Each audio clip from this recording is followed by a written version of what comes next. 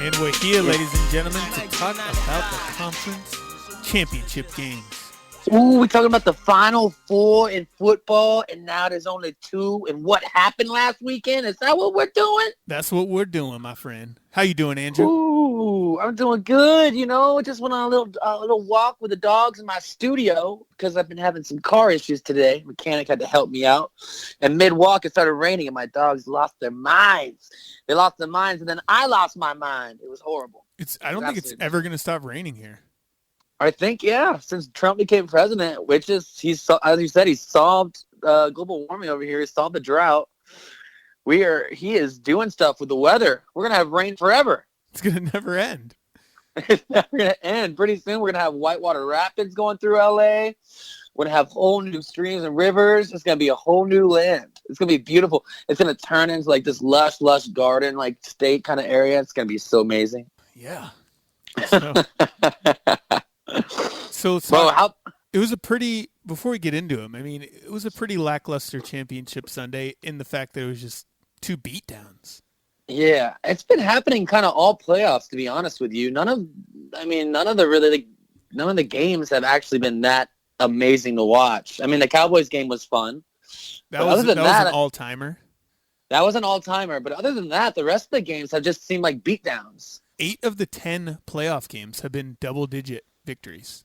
See, that's what I'm saying. Just beatdowns. And what is going on? Why is that? Is there really that much of a discrepancy between these teams that have made it to the end of the race? I think it was a fluky year of bad quarterbacks being in the playoffs and injured teams. And it was a fluky year. If you're going to tell me a Dallas Cowboys could go 13-3, I'm going to tell you it was a very, very weird year.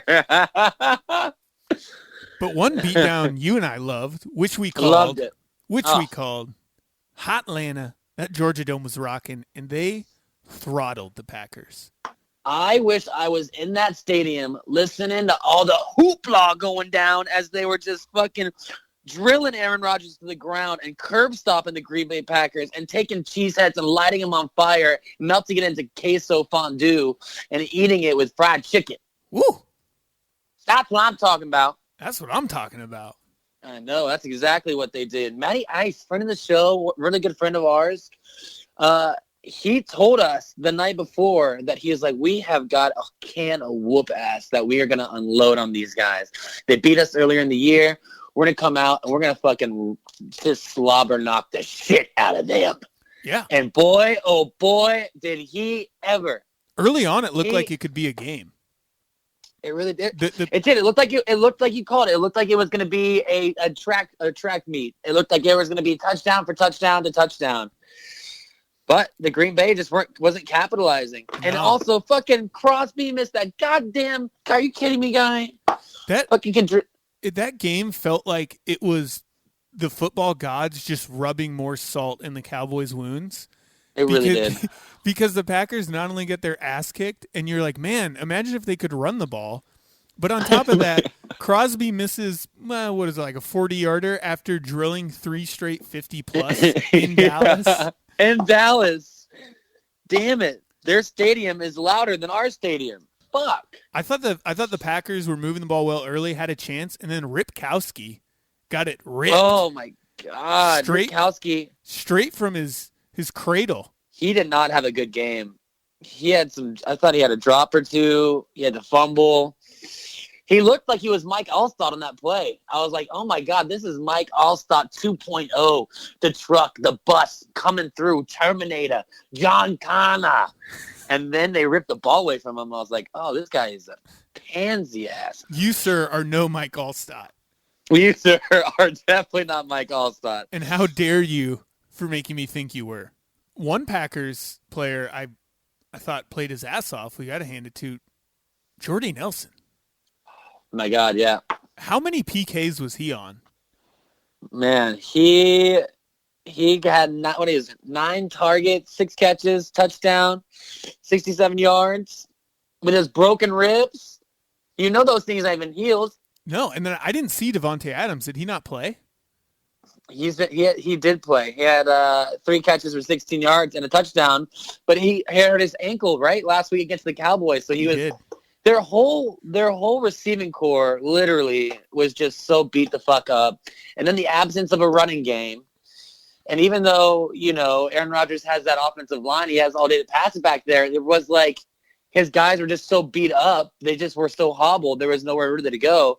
And then as soon as that, Matty Ice and those Falcons just kept scoring points and points and points, the Atlanta defense was just like, all right, boys, pin your ears back. Let's go. Let's go get them because we're going to score points all day. So let's just get a turnover or two. Let's go out there and strip the goddamn ball. That shot, the nickel corner for Atlanta, I think it was Moore, put on Rodgers. That was a kill shot for most quarterbacks. Rodgers got up, but man. It was a kill shot. That was a fatality. He got Mortal Kombat and ripped his heart out. Yeah, he got him good. You could just pause right before the hit. Finish him. Oh, my God. Yeah, he got smacked, man. It was a complete and utter beatdown in that game. I know, and on the offensive side of the ball, it was obvious early. We all knew the Packers' corners weren't great, but, man, they looked so lost. There were multiple receivers open all the time. And you knew it was a bad day if you were a Green Bay fan when Pat or Chris or whatever his name is, DeMarco, the fullback for the Falcons, does a little wheel route for 40 yards on the opening drive. Oh, my God. Everyone was open. And then, of course, because we put it in our Fab Five, Julio Jones over 97.5 yards receiving. He blew that up. Oh, my God. He blew that up in the second quarter. Oh, no. It was the very first play of the third quarter, and he had a 76-yard touchdown, right? Yep. Oh, my God. Julio Jones. Greatest receiver in the league. I'm a huge proponent that receivers are generally overrated as far as winning Super Bowls, and I wouldn't trade a lot for him. But Julio might be the outlier because, my God. I think he has to be the outlier with a skill set like that, and then he has no off-the-field problems. He's just a clean-cut guy. You don't hear shit about him in the media. He doesn't make any kind of Des Bryant rants. He's just all speed, and he's gigantic, and he runs crisp routes, and he's got the hands of a god. He did a corner route on Gunther that was so vicious. Gunther kept running the other way full speed, like he thought it was a slant, and Julio was just wide open by himself along the sideline. Man, this is, for our friend of the show, Matt Ryan, it's just got to be one hell of a year after all the shit-talking that he was going through. Really is. It's fantastic. Fantastic. He's got so many weapons. I'm sure he's going to be sad to see Kyle Shanahan leave town and go to your Niners. That'll kind of be a blow, but I know. Pick it back up. I'm excited to possibly have a coach last longer than a year.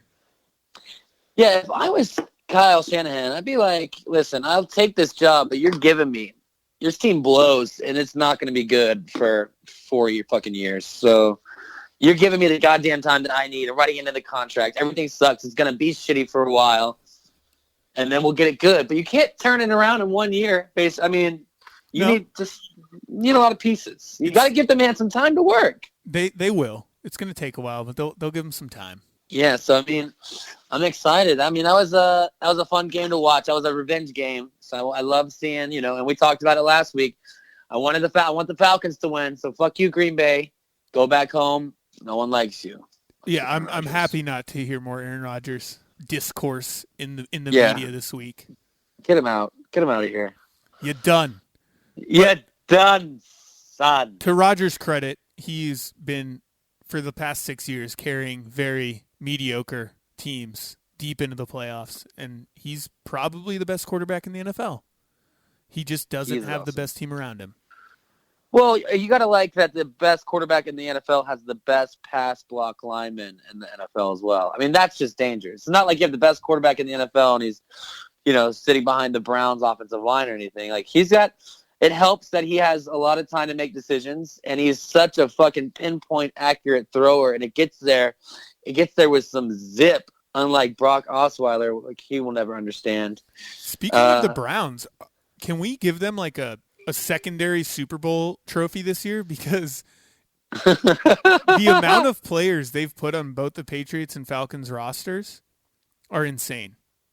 What are we talking about? Hit us up with some facts, Spenser. Dion Lewis. Ooh-wee. Alex Mack. Lineman. Taylor Gabriel. Oh, he's making some money soon. Jabal Shurd. Ooh. Mingo. Oh, Gerardus Mingo? Yep. Whatever the hell his first name is? Oh, yeah. And then most importantly, they let Kyle Shanahan walk, and he strolled right into Atlanta, into Matty Ice's arms. Into Matty Ice's beautiful, beautiful arms. Well done, Browns. You are getting people to the Super Bowl, Cleveland. You are helping teams win Super Bowls. Yeah. You might not get one ever, but at least you can help people. Oh, and technically they traded down with the Falcons for Julio. Oh, my God. Well, they really need to send them something, the people of Cleveland. They need to send them a gift basket. Fruit basket. That's what they need. Yeah, it must be tough for people of Cleveland this week. Who do you root for? You know, there's just so many of your ex-players and ex-personnel on both teams. It's got to be real tough. I know. I feel like they're going to go Atlanta, though. They don't want that Bill Belichick. They hate him. Oh, yeah, we forgot to mention that. They fired Bill Belichick. Many, many moons ago. God, those guys are so good at their jobs. Whoever their GM is has been rocking it. Now on to the second game, which was in some ways, a more disappointing blowout. What do you mean? It was in all the ways it was more disappointing. Tom Brady surgically took them apart. I think he broke their will in about the third drive. He was just hitting the corners had no clue where everyone was. He was just hitting every little open spot in that soft zone. I don't know what the Steelers decided the game plan was. Like, let's run a zone against Brady, who destroys the zone every time we've played this asshole, and we run this fucking defense, and he tears us apart. Yeah, he made Chris Hogan look like Julio fucking Jones. 180 yards, 2 touchdowns, 12 targets, 9 receptions. These are the exact same stats as Julio, but coming from Chris Hogan. Who, by the way, put up more yards in that game than he did in his entire college career. Oh, my God. How do they do it? I know. Tom Brady. And the Steelers thought they could waltz in there with Antonio Brown getting on the social media feed, telling everybody shit. Tom Brady's over there licking his chops. Bill Belichick's licking his goddamn chops. So, we need to win one more game. We got to beat the shit out of these guys. Then we go off. We go to Houston for a Super Bowl. We'll play Atlanta, and then we'll beat Atlanta. And then Roger Goodell's going to hand us a trophy, and we're going to smile at him, and as all of our fans boo the shit out of his ass. Oh, yeah. Did you? Oh, it's going to during the game, there were Roger Goodell chants. Where's Roger? Was there really? Yes. They were feisty, and they're ready. That ginger-headed. Oh, my God. It's going to be so good. They're going to be so good. It's going to be scary. Yeah, that game was not even – it was such a disappointment because I legitimately thought Pittsburgh had a shot. I thought that they could do something, but it was just awful. Off Big Ben sucked. Antonio Brown was non-existent. Bell got injured. Yeah, the Bell injury was tough. I thought the Steelers maybe had a chance when Jesse James scored a touchdown, and then they had 4 tries from the one and couldn't punch it in, and you knew that was that. Yeah, that was that. Yeah, they totaled 54 yards rushing in that game. Just not going to do it for you. I hope for Kobe Hamilton's sake he never runs into Kyle Shantz. Kyle Shantz will destroy you. Kyle is no fan of you, Kobe. Well, what was Kyle saying about Kobe, though? What did Kobe do? Drop every pass thrown his way. Except for his garbage time touchdown. He did haul that in. So we were saying he was looking like Will Fuller out there, right? And Coates. I feel like Coates had a lot of drops as well. I also recommend, if no one's seen it, go watch the clip of Robert Kraft accepting the AFC Championship Award. I think he's had a few cocktails. I'm just gonna say that. And he goes on this rant, and then when they pan out, Belichick is just staring right through him like, look at this motherfucker. Belichick's like, I'm firing you as the owner of this team. I'm taking over the spotlight. I know. Man, yeah, I wanted that game to be better. I wanted it to be closer. I wanted, to feel like I was in it, but I just wasn't in it because Pittsburgh wasn't in it. Tom Brady was looking too good. He was They looking were too so good, pumped. and the Patriots defense played their ass off. It was a bad day for Pittsburgh. Horrible day. Do you think they blame it on the guy who pulled the fire alarm? That's what I'm talking about. That guy fucked them. They didn't get their beauty sleep. That's the only thing I could reach out for. But, at least Antonio Brown got paid. He got that 6-figure Facebook deal. Oh my God! You'd have to like fine him all of that money, right? Right? Pittsburgh just should see what it was and just find all of that back. Like, fuck you, guy. What are you doing? You got like 2 weeks to stay clear. How incredible is it that this is the 7th Super Bowl appearance between Tom Brady and Blake Bortles? And Blake Bortles. Amazing. It really is truly something to behold. I mean, those two quarterbacks have really defined the era with 7 Super Bowl appearances. It's crazy, right? Yeah, just that Bortles guy does what he does, and then Tom comes in and does what he does, and then at the end of the day, the fact that they can just continuously get there and represent the AFC is mind-boggling. Just truly amazing. It's kind of like, why does anybody else play the game if you just know it's going to be one of those guys? If I was in the AFC, I'd just be like, we're so fucked. We're never going to get to the Super Bowl if Brady is still playing and is healthy. You got to hire a team to go after his knees and break him at the beginning of the year. Sweep the leg. Sweep the leg, win the championship. Well, now we're on to the big dance in Houston, our hometown. God. It's pretty amazing. It's gonna be rowdy, and all those Houston people. Who are they gonna? I think they're gonna go for the Dirty South. I hope Houston embraces the Dirty South, and they get out their dirty birds and they go dancing up and down those fucking streets. Yeah, I've been to a few Super Bowls. It's usually 50-50 or 60-40. I think it'll be about 60-40 Atlanta. People like the dog. Atlanta also capped off something. Since the realignment, the NFC South is now the first division to send every single team to a Super Bowl. Wow. Get out of here. I guess you are correct, sir. Impressive. There you go. Very impressive. And back-to-back Super Bowl people from your little division over there. Indeed. All right. And I don't think anyone in that division since realignment, maybe one time, but I know not in the last 10 years, has ever won that division in back-to-back years.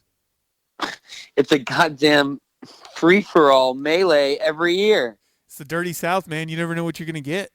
It is such a Dirty South. And I bet you next year with that Dirty South, we still ain't going to know what the fuck we're going to get. No. Next year, it's going to be, you know who it's going to be the next year? The Bucks. Could be. Or the Panthers.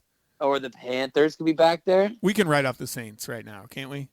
Yes, we can. Let's be real. That's absolutely not happening. I'm never betting on them again. Speaking of the Saints and some other NFL news, there were reports Sean Payton was interested in that Colts gig. I would if I was Sean Payton, but he's under contract, right? So he needs to be traded. He does. And then the Colts came out and said Pagano's our guy. They did, thankfully, fire Thank God. Grigson. The worst GM besides Rick Smith in the history of the league. He is the worst for sure. Yeah. Rick Smith wasn't at least gifted Andrew Luck. So right, exactly. He's got that excuse going for him. Rick Smith actually he has a defense. He's got built a defense over there.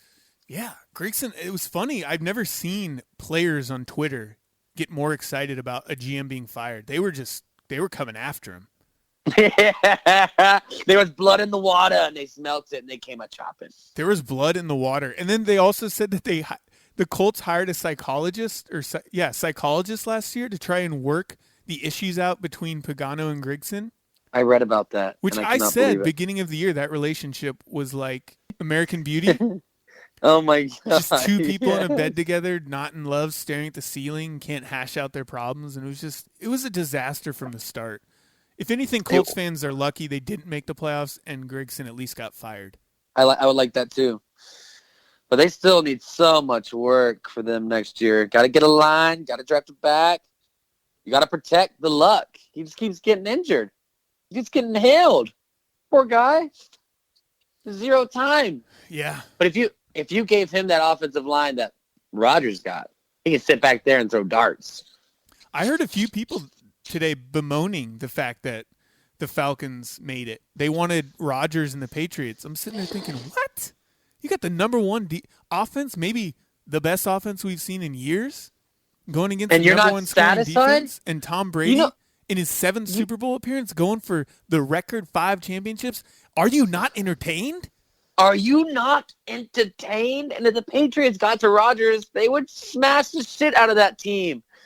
Because that team isn't good enough to compete. But now you have a high-octane offense, flying high through the sky, dropping bombs with precision. You haven't seen this type of shit in such a long time. I'm excited. I think it's going to be a great goddamn game. I'm expecting it to be chess matches. What's Belichick going to do? How he's going to take away these certain players? How is Kyle Shanahan going to try to outsmart Belichick? Ooh-wee. Oh, yeah, the young gun, Shanahan versus the genius, Belichick. Yes. It's going to be a hell of a matchup. Hell of a matchup. It's going to be fucking so good. I want to do prop bets. We got to figure out how much money we throw in on who, when we doing what. Oh, yeah. Speaking of our bets, we went 3-2 in our Fab Five. We lost our Steelers and lost the Dion Lewis over 23 yards receiving. They didn't even use him. They didn't use him at all. We should have done Hogan. I know. You win some, you lose some. But on the playoffs, our record is still phenomenal. And we'll get to that more next week. Yeah, that'll be our next week's show. Our next week's show when we dabble into the Super Bowl predictions, how it's going to go, what we're betting on, what we're doing, what we like from the prop bet. Oh, yeah, this is the outside of New Year's or Halloween. It's the best holiday of the year. We're betting on things like the Gatorade color. Oh, my God. Lady Gaga at halftime, possibly on the roof. Who knows? She said she wants to be on the roof. I believe her. I totally believe her. She can do whatever she wants. It's going to be a great game. What offense have we seen that's better than the Falcons this year? The 07 Patriots? Oh, man. That was a good one. Obviously, the greatest show on turf was another phenomenal one. Man, when Aaron Rodgers first won his Super Bowl, how do we have any stats? Do we have a stat guy on those numbers? They were up there. Regular season, they weren't as high, but yeah, in postseason, they were throttling people. But man, they have so many weapons. It's quite unfair to have to be charged with trying to slow down that offense because you can take away the first 3 options, but that option 4 is a deadly one. His name's Tevin Coleman. He's coming right out that backfield on a goddamn slant out of nowhere. And meanwhile, the Patriots are high octane enough without Gronk. They don't even need him. They got Chris Hogan and Amendola and Edelman. Just a slew of white receivers, cast off white guys. Dude, it's just I better watch out. Beasley's gonna get totally jacked by the Patriots. Oh, I know. Oh, he's so gone. They won them all. They brought back the white receiver years ago with Wes Welker. They really did. They started a revolution, and they're sticking with it, and it wins them Super Bowls. Now, I know a lot of people don't want to see the Patriots win. Now, the one thing that makes the Super Bowl even more exciting, if they do win, Tom Brady up there on the podium. Roger Goodell has to go to this one. He's been avoiding Foxborough like the plague. Of course. Like the plague. Oh, could you imagine Tom Brady's acceptance speech? You think he'll be like, just want to thank everyone for everything. It was a great season. Maybe he'll announce his retirement and then look to Goodell and just say, suck my MVP dick. If he were to walk away from the game like that, I would forever have to just love him. It's just so hard for being just the best boss, biggest boss. He'll just have the biggest shit-eating grin. Oh, my God. All 3 of those guys up there, I cannot. I mean, I basically just want them to win, so I have that moment of viewership of watching that go down. Yeah, that's why, to me... That's as big as the game, in my opinion. I agree. This is the first Super Bowl in years. To me, it's a win-win. Because if the Falcons win, great. It's a fun, upstart, hot young team. If the Patriots win, we get a great show at the end. Oh, it's like the perfect cherry on top being dropped down with a little slice of heaven. And it's in our hometown, Houston. It's in H-Town Doggy. Ooh, we get that brisket ready, y'all. We're going to have a big Sunday fun day. The biggest. Also, I want to remind people that today is National Pie Day. Pi Day, huh? Yeah. So I guess by the time you listen to this will have already been done. And you guys missed the boat. You guys missed the boat. Should be ashamed. So ashamed. So ashamed. Well, the only sad thing is the season's almost over. It is. But not yet. You know what? But we've had a great year. We still have one more game. We do, and there's going to be we're going back to the lab. We're bringing up our theories. We're not looking into the numbers like everyone else. We're looking into things people aren't looking at. That's exactly right. We're going to find the tidbits of knowledge for this game. We're looking under stones that people haven't even thought of for at least 8,000 years. 8,000. We're trying to 8,000. We're trying to find tidbits of knowledge that will help not only our football, how we predict football games, but how we predict everything. I'll tell you something right now. Houston is not Miami, so you do not have to worry about these players going out to anywhere except Treasures. Treasures is a great strip club, and they should all go. Everybody should go there. Oh, they'll be there. I'm going there. Treasures is going to be popping off. It's going to be so popping. The girls there are the best, guys. I swear. Yeah, if you're ever in Houston and you haven't been to Treasures, you don't know. You go there and you tell them Mr. Porny Stache sent you, and they'll know exactly what we're talking about. Oh, phenomenal. I'm pumped, baby. Spencer, I'm pumped. We have one more week to make some money for ourselves and it really cap off this year, this extraordinary year that we've had. Yeah, phenomenal. We'll be back next week with, next week we'll probably do some props if they're up, some side bets, but we're not going to give you the real picks until the following week. So this week we'll give you a little something, maybe some stories, some tales, some ideas of how to watch the Super Bowl like a champion. Yeah. What you should do during the game. Yeah, like exactly. All that stuff. What you should eat, what you should be drinking, what kind of chants do you need to be doing, rally hats, rally wigs. Live bets. Stuff like that. Live bets, all that stuff. Put some skin in the game because most likely you're not a Falcons or Patriots fan, so get something on it. Make it interesting for yourself. Help yourself out. Yes. Help out your heart with a little excitement when you could lose a lot of money or make it. Yeah. Make it a memorable Super Bowl. Oh, that's what we're talking about, ladies and gentlemen. And I'll see you. Pumped. I'll talk to you. I'll see you Thursday. Maybe we'll get Kyle on. Right now, he's salty. He's salty. We don't need his saltiness now. We got to give him some days he needs to get over it. He's just going to try to make fun of the Cowboys. He's going to try to make fun of the Niners.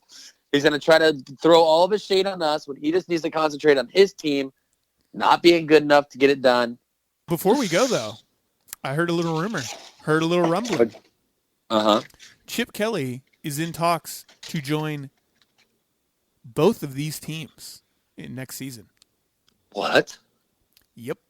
The Falcons may be interested in him as the offensive coordinator, and he's already discussed and met with Bill Belichick, who considers him a dear, dear friend.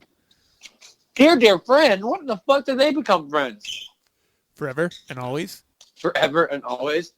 I do not see him going to New England. I can see him going to Atlanta. Yeah, it's possible. Mm-hmm. He clearly does not want to go back to college, and I commend you for that because real coaches are in the NFL. I don't care what all you college fans out there think. And, yeah, Harbaugh's going to be back in the NFL one day because he's a real coach. Yeah. He'll be back. He wants to go to college and win that championship, though. Yeah, he'll get his ring, and then he'll leave. And then he'll leave. It's like you got to get your things. You got to, you know what I mean? I'll be college coach. I'll win that ring, go to pro. He almost had a pro ring. It was there. It was right there. As much as this pains me deep inside, if I were Jerry Jones, I would call Jimmy Harbaugh and say, Jimmy, man, come on. I'd be like, yeah. I got a sack of cash, $10 million sitting right here per year. God, I would love him as our no-nonsense, get-in-your-face coach, Jimmy Johnson 2.0. Yep. Come on down to Dallas. Fuck Garrett. Get him out of there. I don't want him anymore. I'm so tired of you, Garrett. I'll give Garrett all the credit in the world because coaching the Cowboys, coaching Jerry Jones is tough, and he's phenomenal at that. Now, coaching the actual team, average. Average, and we don't need average. We need great. And we'll be great. I'll see you Thursday. All right. All right. Later. Peace.